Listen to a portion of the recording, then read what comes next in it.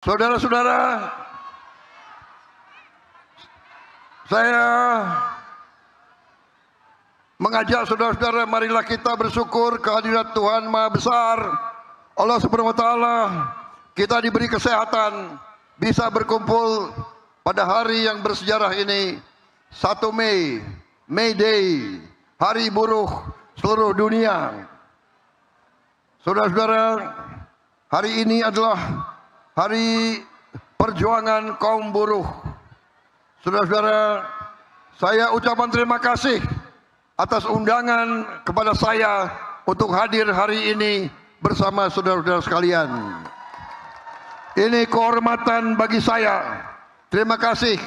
Saya merasa bahwa kaum buruh selalu mendukung saya sekian kali, dan saya merasa jadi presiden karena dukungan kaum buruh,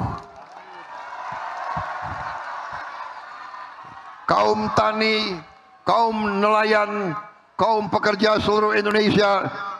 Dan saya bertekad, saya bersumpah untuk berjuang untuk kepentingan seluruh rakyat Indonesia, dan terutama mereka-mereka yang hidupnya masih sulit.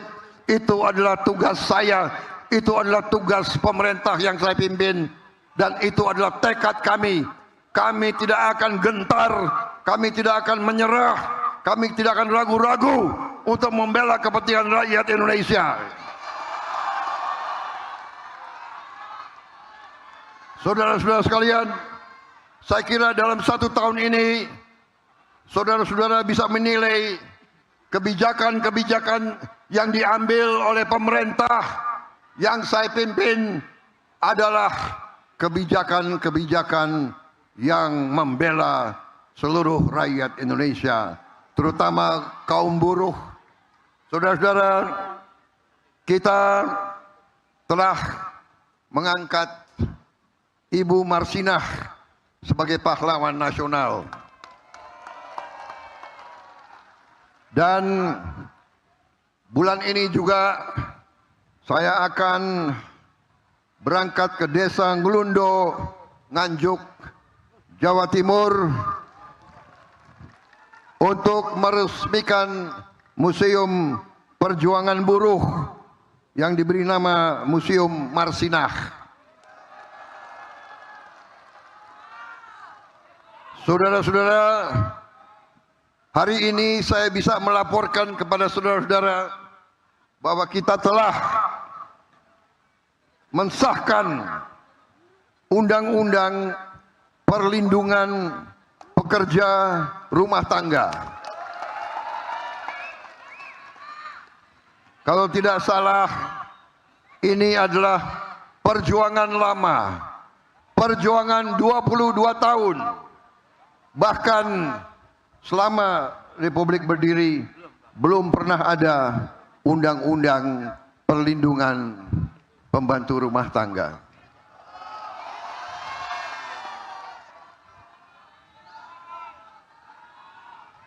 Undang-undang perlindungan pekerja rumah tangga belum pernah ada. Selama ini pekerja-pekerja rumah tangga entah dibayar upah berapa, tidak jelas. Sekarang pertama kali dalam sejarah NKRI kita sahkan Undang-Undang Perlindungan Pekerja Rumah Tangga. Saudara-saudara, saya terima kasih. Saya terharu, saya diundang di tengah-tengah saudara-saudara.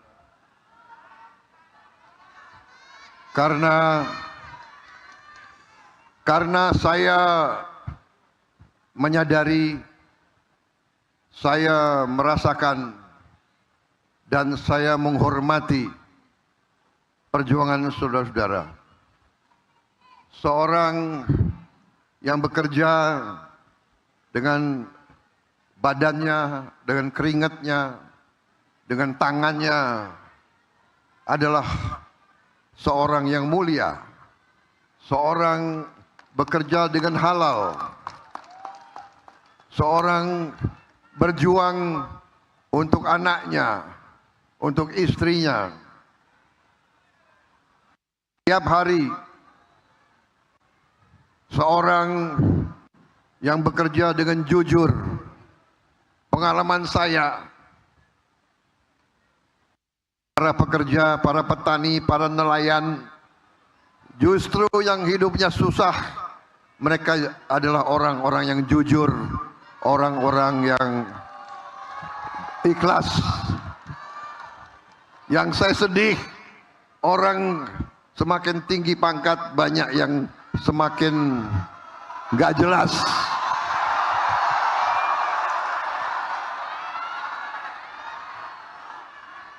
Saya heran, semakin pinter, banyak yang pinter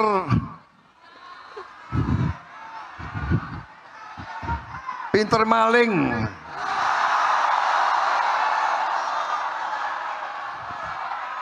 Nggak habis pikir aku, nggak habis pikir.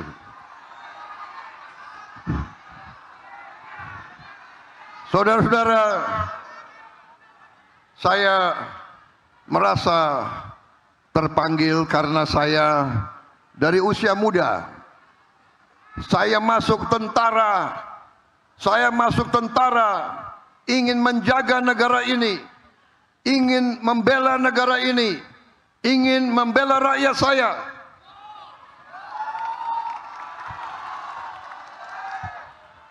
Tapi saya kaget begitu saya pensiun, saya lihat kok rakyat saya masih banyak yang susah.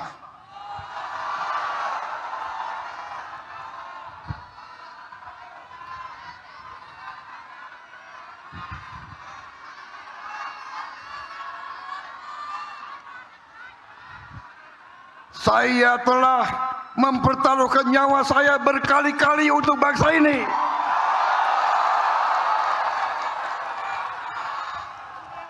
Tapi saya melihat banyak elit-elit yang curi uang rakyat.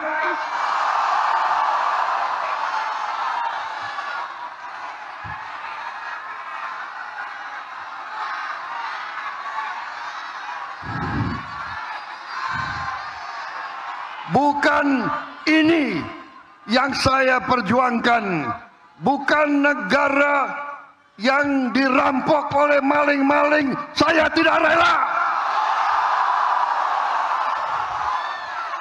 Saya tidak rela ada anak-anak Indonesia yang lapar. Saya tidak rela ada ibu-ibu yang tidak bisa memberi susu untuk anaknya.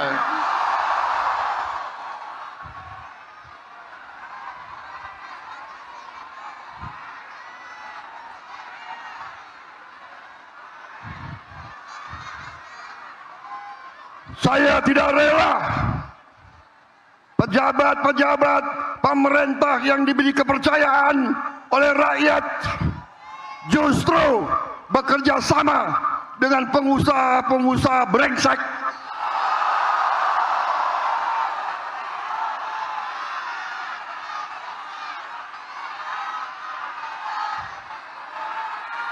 Dengan pengusaha-pengusaha serakah. Saudara-saudara, tapi saya mengajak kita dewasa. Tidak semua pengusaha serakah. Banyak yang bekerja dengan baik. Banyak kita butuh mereka supaya ekonomi hidup. Jangan kita benci sama orang kaya. Tapi kalau kayanya ngerampok,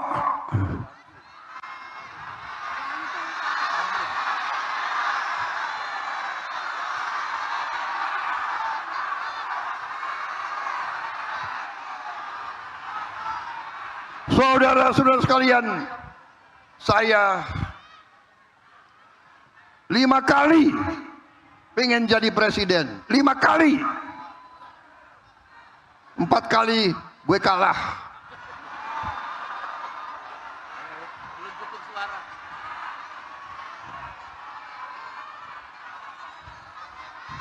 Tapi saya merasa buruh tani dan nelayan selalu bersama saya, saudara-saudara. Hanya kita tahu kadang-kadang mereka lah banyak akal, tapi gak apa-apa. Akhirnya saudara memberi mandat kepada saya, dan percayalah, saya akan memberi segalanya untuk membela rakyat saya.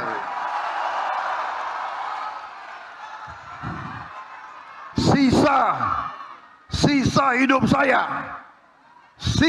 hidup saya adalah untuk rakyat saya, saudara-saudara sekalian.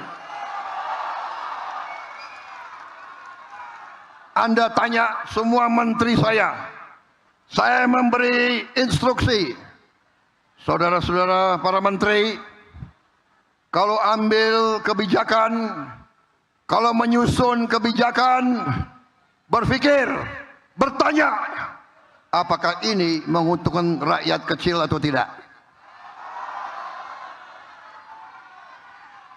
Kalau menguntungkan rakyat kecil, laksanakan. Itu sudah benar. Nggak usah ragu-ragu. Saudara-saudara sekalian, bagaimana ini ada pidato yang bagus sudah disiapkan? Perlu saya bacakan? Hah? Ini udah bagus ini.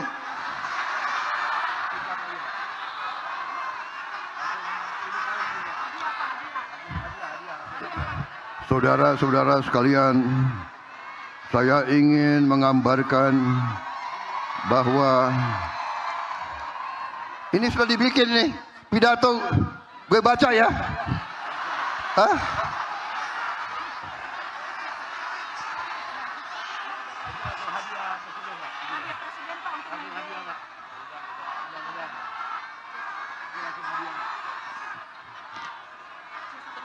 Saudara-saudara sekalian,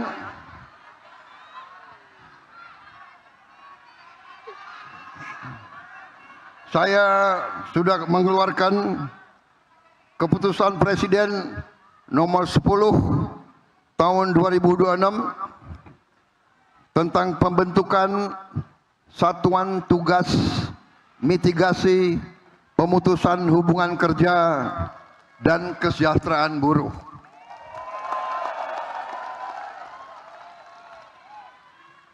Jangan khawatir, kita akan membela kepentingan buruh yang diancam PHK. Kita akan membela dan kita akan melindungi, saudara sekalian.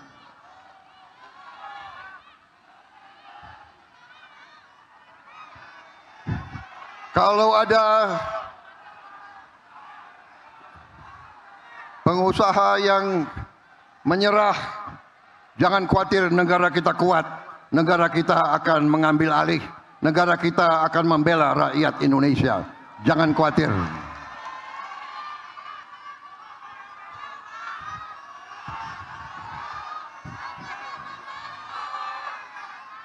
Saudara-saudara, perhatikan, seluruh dunia dalam keadaan krisis.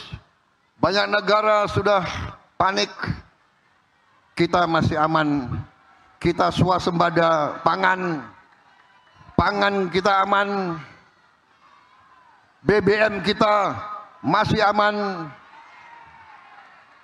Berapa tahun lagi kita, tidak lama lagi kita akan swasembada BBM, swasembada energi, saudara-saudara.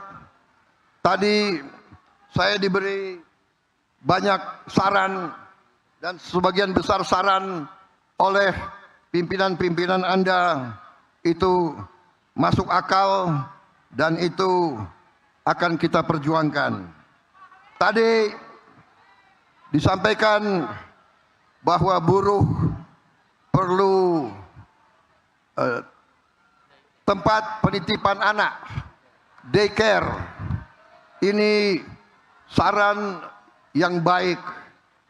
Ini akan kita perjuangkan. Ini akan kita laksanakan dalam waktu yang sesingkat-singkatnya, saudara-saudara sekalian. Tadi juga disampaikan bahwa buruh sangat memerlukan rumah yang terjangkau. Kita sudah membangun cukup banyak tahun ini, sudah sampai 350.000 rumah, tapi sasaran kita adalah minimal 1 juta rumah. Kita akan mulai tahun ini juga 1 juta rumah.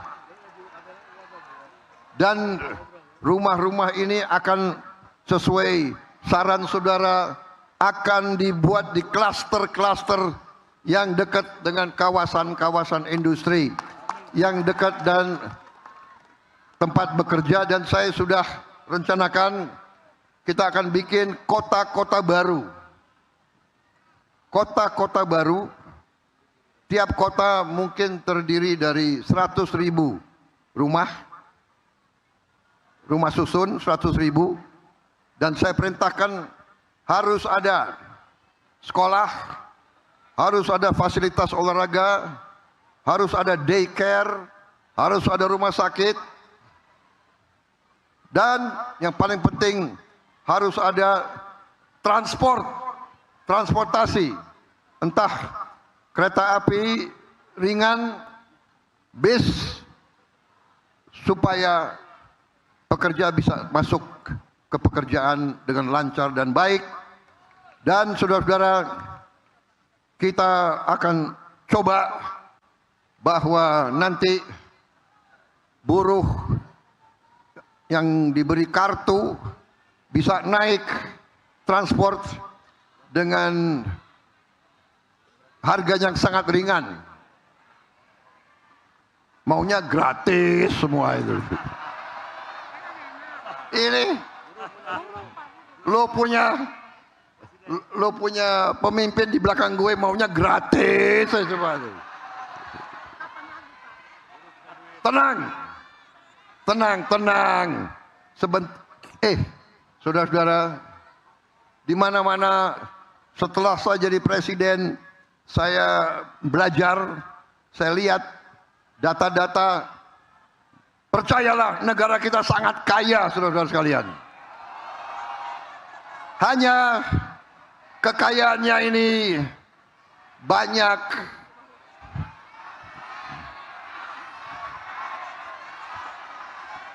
dicolong.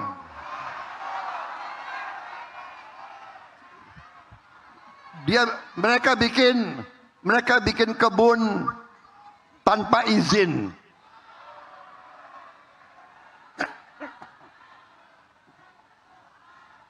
Banyak bikin tambang tanpa izin. Aku sudah ambil alih itu semua, saudara-saudara sekalian. Sampai hari ini sudah hampir 5 juta hektar yang kita kuasai kembali ke rakyat. Perhitungan saya, sampai akhir 2026 kita akan kuasai kembali sampai 8 juta hektar. Dan kita sudah tutup ribuan tambang ilegal, ribuan. Dan ini kita akan kelola, dan ini nanti akan kita kuasai semua, dan itu nanti untuk kemakmuran seluruh rakyat Indonesia. Saudara-saudara, tadi kalian mengatakan penghasilan kalian 30% untuk kontrak. Berapa?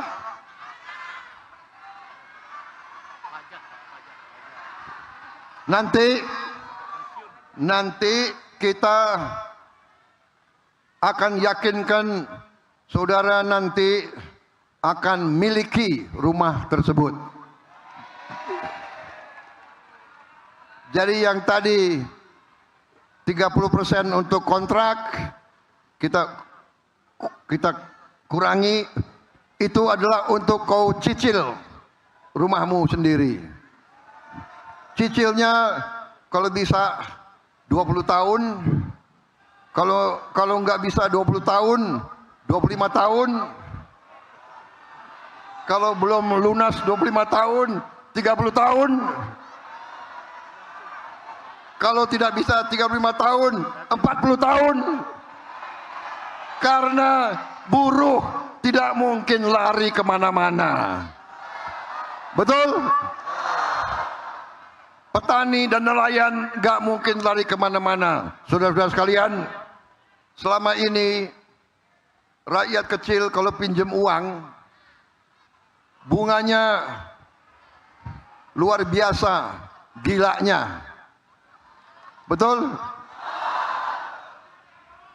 Orang kecil pinjam uang, bunganya bisa 70% setahun. Betul? Saya sudah perintahkan bank-bank milik Republik Indonesia, sebentar lagi kita akan kucurkan kredit untuk rakyat maksimal 5% satu tahun.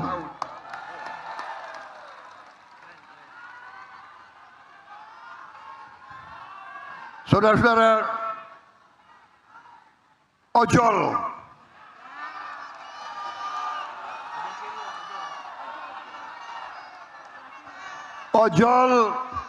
kerja keras,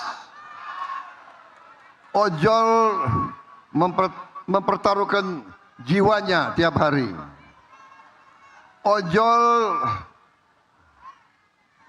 aplikator perusahaan minta disetor 20%.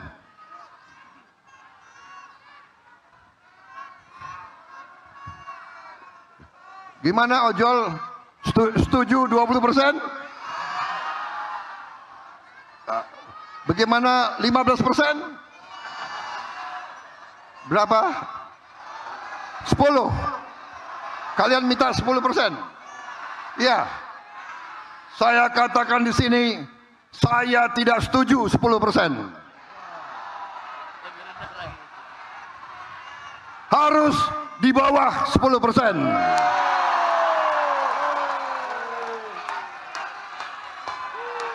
Enak aja. Lo yang keringat, dia yang dapat duit. Sorry aja.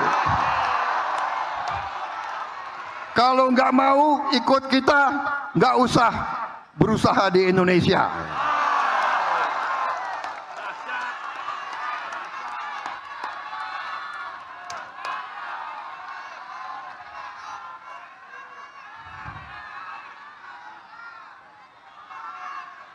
Bagaimana?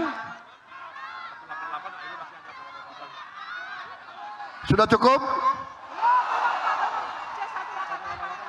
Sudah bosan? Masa nggak bosan dengar pidato? Lebih baik dangdut aja ya, gimana? Ini perikanan udah Pak, udah disiapkan. Hadiah tadi ini. Tinggal baca aja. Ya, selesai. Saudara-saudara sekalian, ada satu lagi hadiah untuk buruh. Saya juga baru saja tanda tangan peraturan Presiden nomor 25 tahun 2026 tentang ratifikasi konvensi International Labour Organization nomor 188 untuk memastikan perlindungan dan kesejahteraan bagi awak kapal perikanan. Dan kita tahun ini akan meresmikan 1.386 kampung nelayan. Pertama kali dalam sejarah Republik Indonesia nelayan diurus. Tahun depan kita akan buka 1.500 kampung nelayan. Tahun depannya lagi 1.500, tahun depannya lagi 1.500. Semuanya nanti kurang lebih ada 6 juta nelayan yang akan kita perbaiki hidupnya.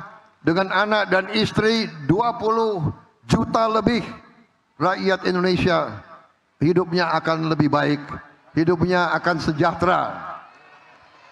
Yang selama ini mereka susah, mereka melaut tanpa es, sekarang kita bikin pabrik es di tiap kampung nelayan.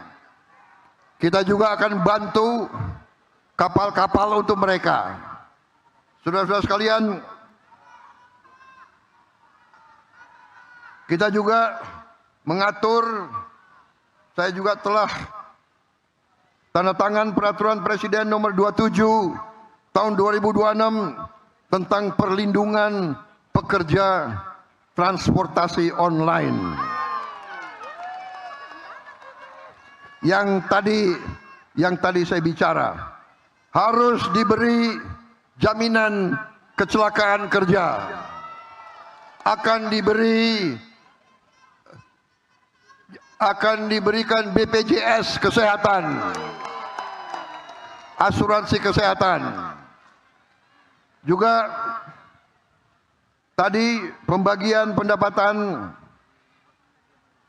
dari 80% untuk pengemudi sekarang menjadi minimal 92% untuk pengemudi.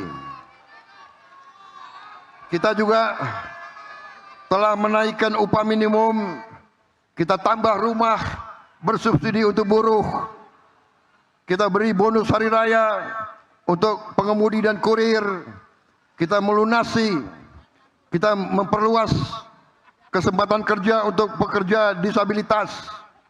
Kita memberi 50% diskon iuran jaminan kecelakaan kerja dan jaminan kematian bagi pekerja bukan penerima upah. Saudara-saudara sekalian, saya juga telah memberi instruksi kepada Menteri Tenaga Kerja dan Menteri Hukum untuk segera nanti bersama DPR RI selesaikan rancangan undang-undang ketenagakerjaan. Kalau bisa tahun ini juga harus selesai. Dan undang-undang itu harus berpihak kepada kaum buruh. Saudara-saudara sekalian, kita berharap undang-undang kita selalu akan menjamin keadilan untuk seluruh rakyat Indonesia. Saudara-saudara, kita juga memberi perlindungan sosial yang sangat besar. Tahun ini kita memberi perlindungan untuk rakyat yang berpenghasilan rendah, ya, sebesar 500 triliun. Saudara-saudara, kita juga memberi MBG, makan bergizi gratis.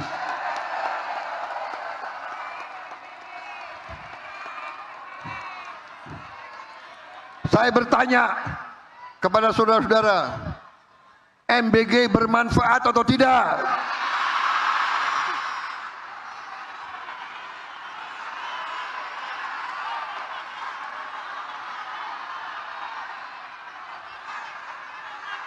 MBG itu sangat penting untuk anak-anak kita.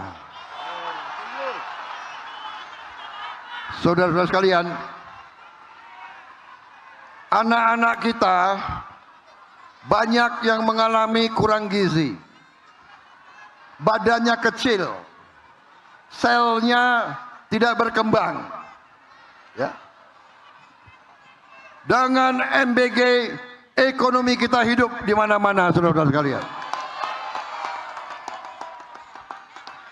Ya, Rakyat butuh telur, rakyat butuh daging, rakyat butuh sayur, susu, ikan. Ekonomi kita hidup, petani-petani kita dapat penghasilan. Saudara-saudara sekalian, uang ini semua beredar, Indonesia tambah kuat, Indonesia tambah sejahtera. Saudara-saudara sekalian, kita juga, saya perintahkan tadi, sudah saya umumkan, kita akan membangun 1 juta rumah. Dan kita akan berjuang, segera kita bangun 1 juta rumah ini. Ini juga nanti akan menghasilkan pekerjaan yang banyak. Bayangkan, 1 rumah membutuhkan 5 orang bekerja.